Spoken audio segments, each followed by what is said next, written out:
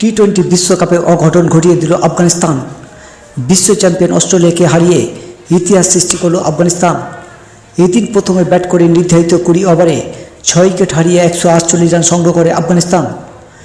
এর জবাবে ব্যাট করতে নেমে 19.2 ওভারে মাত্র 127 রানে গুটিয়ে যায় অস্ট্রেলিয়ার ইনিংস। এর আগে অস্ট্রেলিয়ার বিপক্ষে টস হেরে শুরুতে ব্যাট করতে নেমে আফগানিস্তান হয়ে দারুণ শুরু এনে দেন দুই ওপেনার রহমান গুরবাজ ও ইব্রাহিম জাদরান। ওপেনের জুটিতে দুজনেই যোগ করেন 118 রান। এরপর রহমান গুরবাজ ব্যক্তিগত 7 রান করে আউট হয়ে ফিরে যান। এরপর একের পর এক উইকেট তুলে আফগানদের বড় সংগ্রহের পথ থেকে ছিটকে দেয় অজি বোলাররা। আজ তেমন কোনো ব্যাটসম্যান আফগানদের হয়ে বড় রান করতে পারেনি, যেখানে ইব্রাহিম জাদরান করেন 51 রান। শেষ পর্যন্ত 20 ওভার খেলে 6 উইকেট হারিয়ে 148 রান সংগ্রহ করে আফগানিস্তান। অস্ট্রেলিয়া হয়ে প্যাট কামিন্স একাই নেন 3টি উইকেট।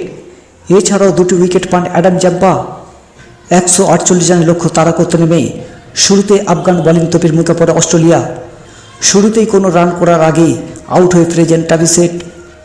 এরপর নিয়মিত ব্যবধানে একের পর এক উইকেট হারাতে থাকে অস্ট্রেলিয়া, যেখানে মিচেল মার্শ করেন 12 রান, মার্কাস রেইনিস করেন 11 রান, ডেভিড ওয়ার্নার করেন 3 রান। দলের হয়ে সর্বোচ্চ 59 রান করেন একমাত্র গ্লেন ম্যাক্সওয়েল।